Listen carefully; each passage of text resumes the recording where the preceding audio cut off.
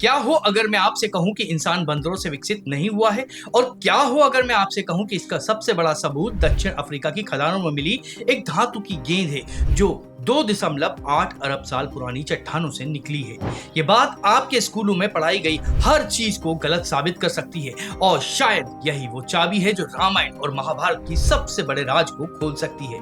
अगले कुछ मिनटों में मैं आपको इतिहास की उस अंधेरी गलियों में ले जाने वाला हूं जहां जाने की इजाजत आज का मॉडर्न साइंस भी नहीं देता है। हम ये जानेंगे कि कैसे रामायण और महाभारत हमारी सोच से भी लाखों साल पुराने हो सकते हैं। हम उन सबूतों को देखेंगे जिन्हें देखकर बड़े बड़े वैज्ञानिकों ने या तो मुंह फेर लिया है या उन्हें छिपा दिया गया है। और वीडियो के अंत तक आप ये सवाल पूछने पर मजबूर हो जाएंगे, क्या हम एक ऐसी भूली बिसरी सभ्यता के वंशज हैं जो हमसे कहीं ज्यादा उन्नत थी? तैयार हो जाइए क्योंकि ये सफर आपकी सोच हमेशा के लिए बदल सकता है।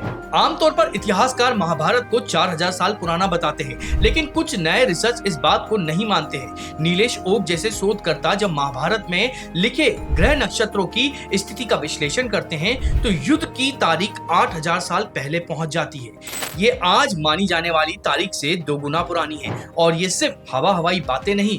जब वैज्ञानिकों ने इंसानी डीएनए पर रिसर्च की तो मोनिका कार्मिक की स्टडी में ये पाया गया कि लगभग 7500 साल पहले धरती पर पुरुषों की आबादी में एक बहुत बड़ी गिरावट आई थी, ठीक वैसे ही जैसी महाभारत के महायुद्ध में आनी चाहिए थी। क्या ये सिर्फ एक इत्तेफाक है?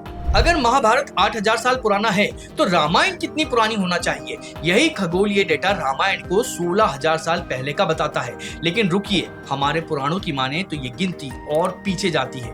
पुराणों के अनुसार राम त्रेता युग में हुए थे जो आज से लाखों साल पहले का समय था। पुराणों में समय की गिनती अरबों सालों में की जाती है जिसे चक्रीय समय कहते हैं। ये इतना विशाल टाइम स्केल है कि हमारा आधुनिक दिमाग इसकी कल्पना भी नहीं कर सकता है। लेकिन क्या हो अगर मैं कहूँ कि यह कल्पना ना हो, वास्तविकता हो? तो आपका पहला सवाल होगा, अगर ये सब इतना ही पुराना है तो इसके सबूत कहाँ हैं? महल, हथियार, शहर, कुछ तो मिलना चाहिए। इतिहासकार भी यही कहते हैं कि राम के अस्तित्व का कोई सिक्का या शिलालेख नहीं मिला है। लेकिन यहीं पर पुष्कर भटनागर जैसे शोधकर्ता एक काउंटर सवाल पूछते हैं। वो कहते हैं कि जब पुरातत्व विभाग को 500 साल पुराने मंदिर या मस्जिद के सबूत नहीं मिलते हैं तो वो 7000 या 16000 साल पुरानी घटनाओं के सबूत कैसे खोज सकते हैं? क्या उस समय के कारीगर ऐसी इमारतें बना सकते थे जो लाखों सालों तक टिकी रह सके? शायद नहीं। इसका मतलब ये नहीं कि वहां पर कोई रहता नहीं था। सबूतों का ना मिलना घटनाओं के ना होने का सबूत नहीं होता है। अब हम उस सबसे बड़े राज पर आते हैं जो शायद हमसे जानबूझकर छुपाया गया है। माइकल क्रेमो जैसे लेखक अपनी किताब फॉरबिडन आर्कियोलॉजी में बताते हैं कि आज का विज्ञान रेखीय समय मतलब लीनियर टाइम की सोच से ग्रस्त है।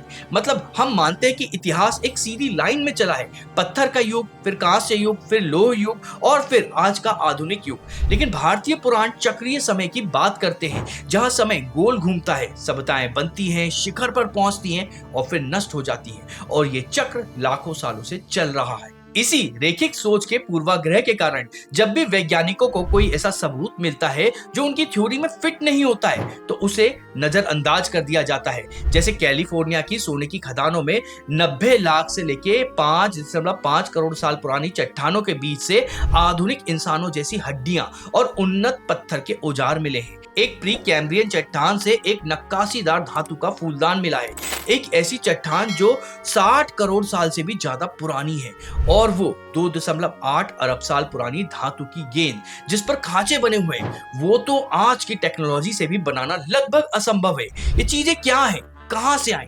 दिमाग घूम गया ना? अगर आप चाहते हैं कि मैं विज्ञान और इतिहास के ऐसे ही अनसुलझे रहस्य आपके सामने लाता रहूं तो इस चैनल को आप सब्सक्राइब कर लीजिए क्योंकि इससे भी ज्यादा गहरे विषय पर वीडियो में आगे लाने वाला हूं और वो आपसे मिस ना हो जाए।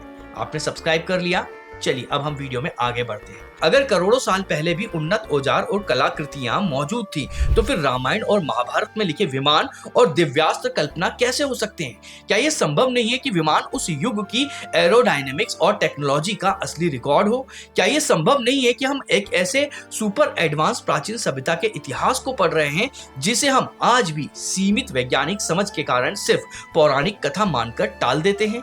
सोचिए, हमारे पुराण कहते हैं कि यह ब्रह्मांड हर 4.32 अरब वर्षों में बनता है फिर नष्ट हो जाता है। ये एक विशाल चक्र है। इस नजरिए से देखें तो रामायण और महाभारत की घटनाएं हमारी वर्तमान ऐतिहासिक समझ से कहीं ज्यादा पुरानी हो सकती है, इतनी पुरानी कि उनकी भौतिक अवशेष समय की धूल में पूरी तरह से विलीन हो चुके हैं। हमारे पास जो बचा है वो सिर्फ कहानियां, श्लोक और संकेत जो एक खोए हुए अतीत की ओर इशारा कर रहे हैं। तो अंत में हम वापस उसी सवाल पर आते हैं, क्या हमारा इतिहास गलत है? शायद गलत नहीं, अधूरा है। हम इतिहास को एक बहुत ही छोटी रेखीय खिड़की से देख रहे हैं, जबकि हमारा महाकाव्य हमें एक विशाल चक्रीय ब्रह्मांड की कहानी सुनाते हैं। सबूतों की कमी का मतलब ये नहीं कि राम और कृष्ण मौजूद नहीं थे।